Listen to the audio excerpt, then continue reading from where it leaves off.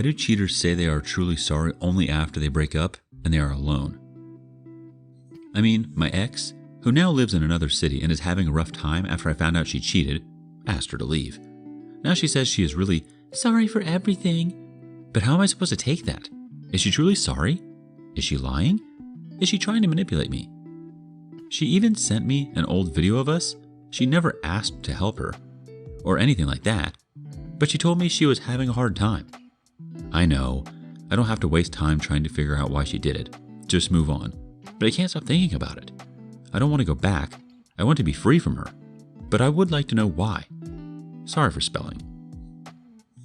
Update. I asked her. She told me she felt no remorse and she doesn't regret it.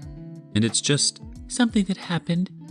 I read some of your answers, and a lot of them hit it in the spot. She is someone with a deep hole, running away and unable to feel something, justifying her actions, and feeling bad just because she regrets the consequences of her actions, and no regret cheated on me. I will move on. Thanks everyone. Your words help a lot. I cut all communication with her, and her blog too. Our first response comes from 19 Tired of It All. She's sorry she got caught. She's attempting to manipulate you to get you back. Next thought from Judgmental Panda. She could be genuinely sorry. She could only be regretful due to the grass not being greener on the other side. She also could just be hoovering. In my opinion, trying to answer the why is unproductive. The fact you are stuck thinking why should actually be used as evidence of why you shouldn't ask. Put bluntly, you don't trust her. Even if you were to ask her personally, you would never trust the answer. You will undoubtedly assume ulterior motives, as you should. So why go down the rabbit hole? It'll just prevent you from healing. Update. A few weeks ago, I made a post here asking for advice and was amazing the things I learned. It helped me to move forward, and I finally understand why she cheated on me. She is a narcissistic, only cares for herself, damaged from childhood, unable to feel anything. She doesn't have remorse, and unable to truly love. I really feel sorry for her as a human being. She may never recover. Her ego doesn't let her feel anything. And I realize that she never loved me. She is just someone who I loved unconditionally for 6 years. And that's it. I need to love myself from now on, get my crap together, and ask divinity for strength and keep moving. I am tired of feeling pain, and she don't deserve my time or my tears. Next time, my tears will be of happiness. Thanks to everyone here. Update. This is a super short version in the end if you don't like reading this much. Introduction. Hi, this is my third post here. If I am not wrong, you can look it up in my profile. Well, this will be my last post here, and the only reason for this is to help others who are in the same position as myself. Yes, you the reader. Help you because when I needed you, you were here for me. And this type of pain is something you cannot describe. No one deserves this pain, not even people who we can't stand or hate. Well, first a resume. I had, 29 male, a relationship of 6 years, ups and downs, with an ex-girlfriend, 30 female. In the last 2 years were horrendous. She changed her feelings, lied, treated me like garbage, and then I found out, November 2021, she cheated for months, since August of 2021, with someone else she met in the internet. After we break up, I started to understand what the F happened, because I didn't understand how it all went down. In my mind, I was in love with her, and I never thought she would do that. I started to go to therapy with a bunch of doctors, post here, read books, watch videos, and some people here suggested that she may be a narcissistic, and I was, what the F was that? I mean, I thought that narcissistic people were just something normal, like having pictures of yourself in your main screen on the phone, and that was it. But dear God, was I wrong. That's how my journey and understanding begun. First part. So I started to learn more about narcissistics, and I found out that actually a very tiny percent of people are truly or have a great deal of narcissistic tendencies. I learned that narcissistics are in the same level as psychopaths. I learned that they cannot feel love. I was shocked. I knew that psychos can't feel love, but they are truly evil. But I never thought narcissistic would too. Never thought that people like that would exist. Never thought I would spend 6 years with one of them. Well, reading about them and learning to identify red flags, she was almost in all of them. She did almost everything. I believe she is not a structural narcissistic. Cannot recover, never. But at least she is one by 80% at least. She may recover, but that's up to her, and this is not the main point of this. Some of the red flags were for you to recognize in my case.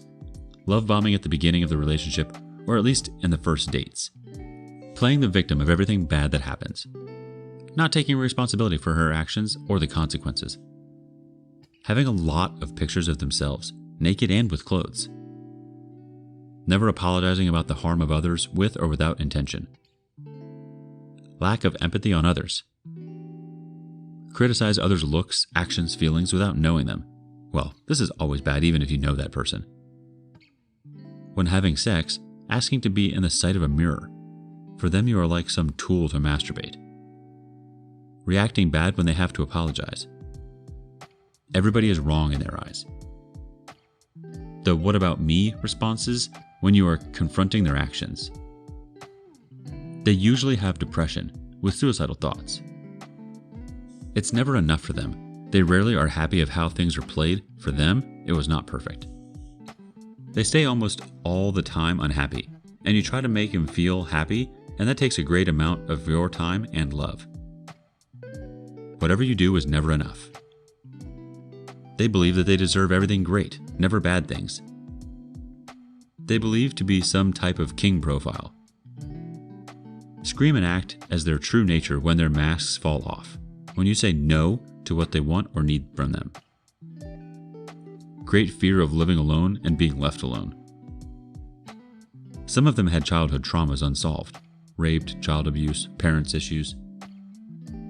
Well, said that, these people need always a victim because they cannot live with themselves. That's the reason saying no makes them crazy. They need someone to feed on, take everything they cannot do by themselves, like love, self-love, time, problem-solving, money. Well, it turns out that they have a preferred type of victim, and that's highly sensitive person. You can look it up on the internet. I learned last week that I am a highly sensitive person. I didn't know in my 29 years. So I was there, taking all types of abuse. Always worry about her well-being, about having everything she always wanted. Defending her even against the state. I'm a lawyer. It took my time, love, and everything I had, and it was never enough for her. And that's where the last 2 years begins. All of this because I am very empathetic.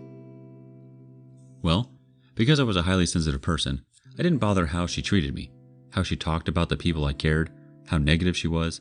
I knew she was a depressive person, with traumas, and I blame it all on that.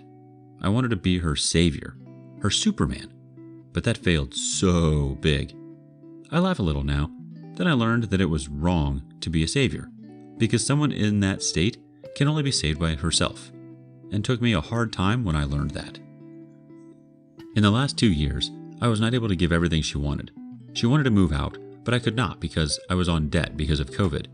And I spent a lot of money on her health, beauty, housing, food, and she felt alone when she got COVID and I didn't.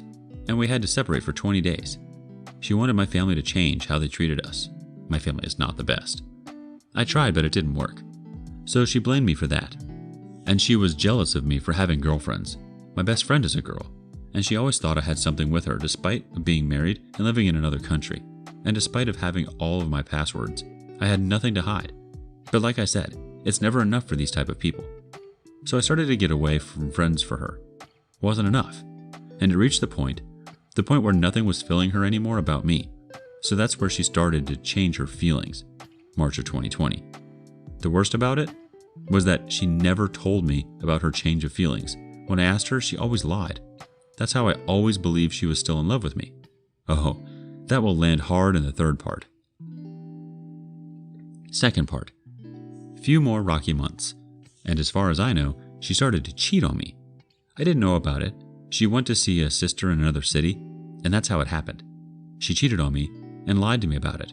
So months pass, and in November, she told me she feels something for somebody, out of nowhere for me.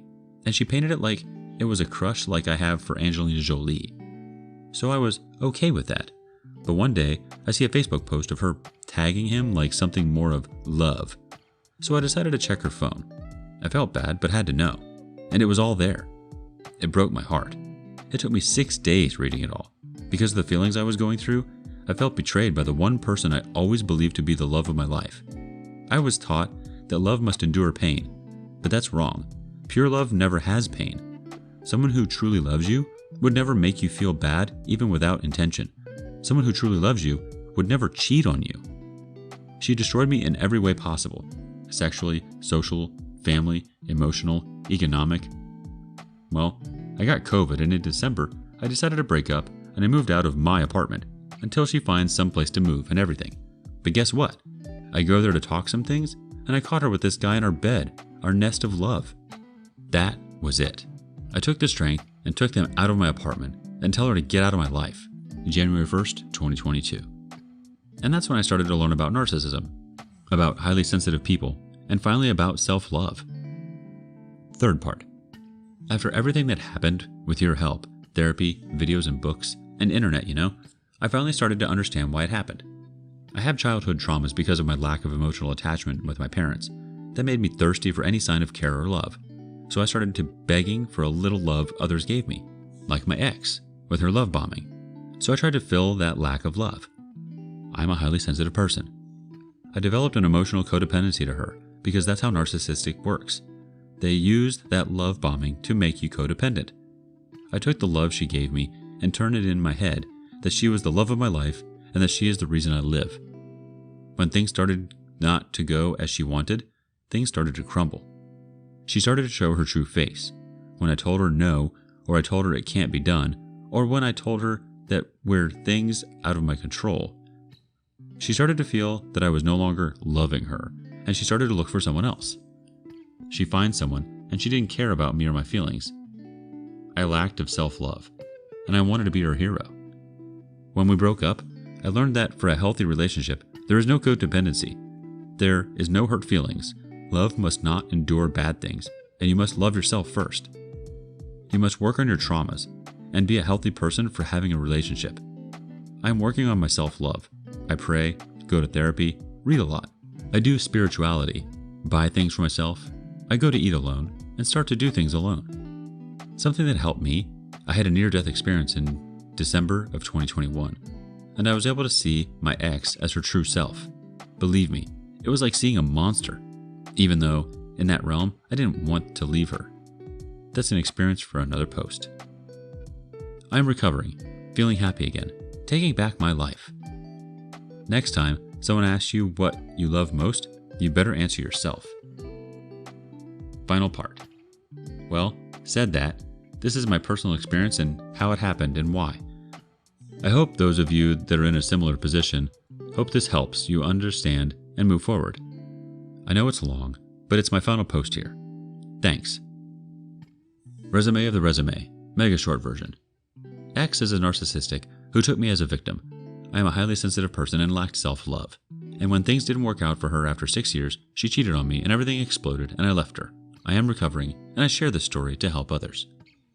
Our first reactions from K-Sinlim. Nicely done. You just described my soon-to-be ex-wife to a T, minus the screaming. She replaced that with waterworks. It's incredible how everything comes to light once we really start unpacking everything in the aftermath. The OP responds, I am sorry about what you went through. It's hard and yeah, you learn a lot. I wish I knew this before, or at least I wish somebody taught me this. Like in school, I don't know. It would have saved me so much pain for both. I don't hate her, I actually feel bad for her. A being that can't feel love? I wish her the best and I hope she can recover from her narcissistic tendencies, but that's a long shot. But I do feel angry when I think of this. I'm working on that, and someday I will laugh at this. We deserve love, my friend, not pain. Hugs. Our next response is from Sometimes I Am Lost. This is very helpful, thank you. And of course, so sorry you had to go through this. I probably know the answer to this, but just so my brain can process how these people think. When you caught her cheating and kicked her out, what did she do? How did she act? I mean, was there any remorse or feeling of empathy? It boggles my mind how some people can just be so oblivious to the feelings of others. Like how their actions can just destroy people in situations. Any info, if you feel comfortable sharing, would be appreciated. I'm just trying to learn how to spot people like this. And again, sorry for you. Take care of yourself. The OP closes us out with one final thought.